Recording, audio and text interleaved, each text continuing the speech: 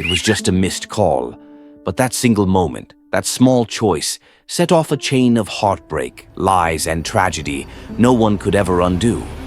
Sometimes fate doesn't scream, it whispers. And Tunde didn't listen. He saw her name flash on the screen, Zara calling. His hands trembled, his heart begged him to answer. But fear spoke louder than love. He turned away. The phone stopped ringing, and that silence became the loudest sound of his life. That night, he thought he was protecting himself. He didn't know he was ending everything. Before that call, Tunde and Zara lived in two different worlds. He was a mechanic, hands blackened by grease, eyes bright with dreams.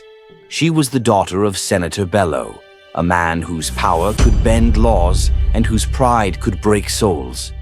But love doesn't ask for permission. It simply begins, like rain on dry ground. They met at a youth outreach program, a handshake that lasted too long, a laugh that felt like home. Text messages turned into late-night calls, two hearts beating in secret, fighting the world to stay connected. They promised forever, but forever doesn't always listen.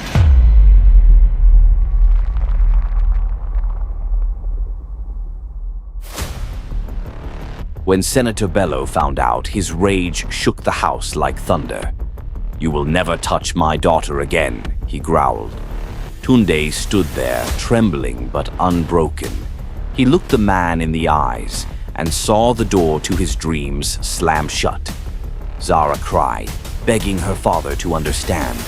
But love was a language the senator refused to learn. That night, Tunde walked home under a sky that felt heavier than his heart.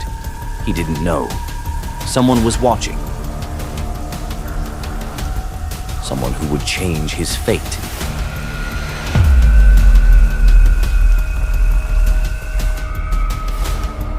A man in a dark suit approached him, calm, mysterious, with eyes that promised power.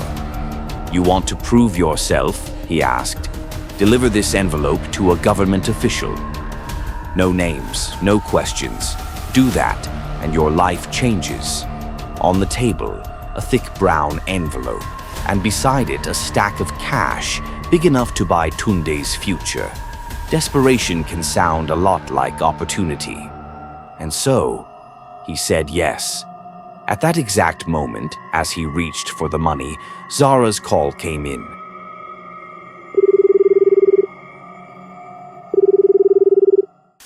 Outside the bar, rain poured like judgment from the heavens.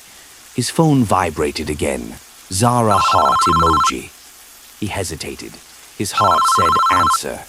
His pride said not now. He silenced the phone and walked into the darkness. That was the last time she ever called him. By morning, she was gone. Lagos woke up to breaking news. Senator Bello's daughter, missing. Her car found abandoned near the Lekki Bridge. The last call on her phone, Tunde. Within hours, police surrounded his home. Neighbors whispered. The man who once fixed their cars was now the man they spat at. "Tunde, you're under arrest." He didn't fight, he didn't speak. He just whispered. It was just a missed call. "When last did you speak to Zara?" the detective asked. 2 weeks ago, Tunde lied. The words slipped out like poison, small, quick, irreversible. Lies don't end when you stop speaking. They ripple, and this one would destroy everything he had left. That night, while Tunde sat in silence, another voice was speaking for him online. Zara's best friend, Lami, went live on Instagram, tears in her eyes. Tunde used her. He broke her heart, she said. The video spread like wildfire. #Justice for Zara. #Monster Mechanic. In less than a day, the world had a villain. And it was him. That evening, his workshop was set ablaze. The flames reflected in his eyes. And in that glow, he finally saw what one small lie could do. But the truth, the real truth, was far more dangerous.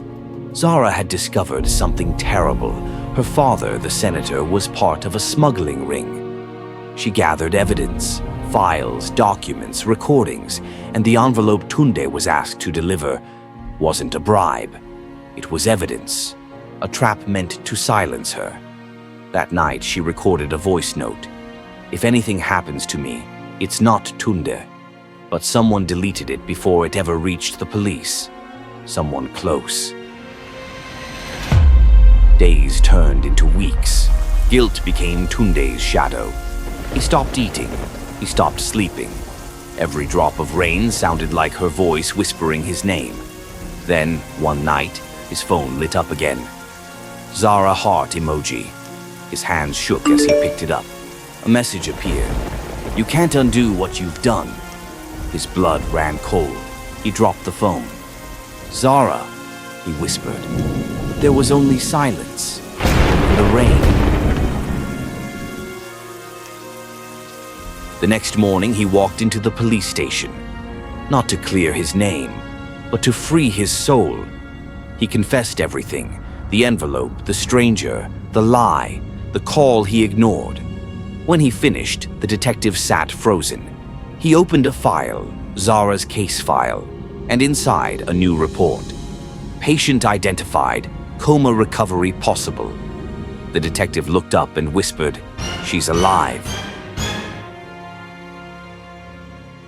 Far away in a quiet hospital room, Zara's eyes flickered open for the first time in weeks.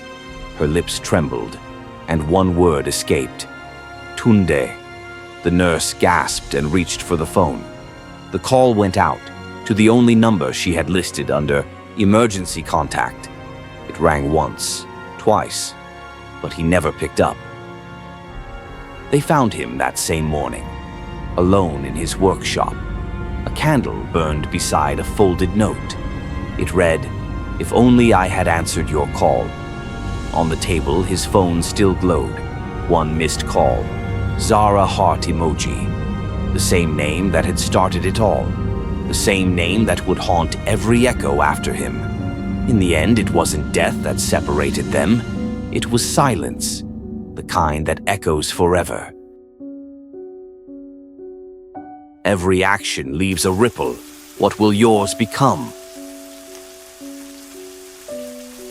Remember to like the video and share your thoughts with us in the comments section.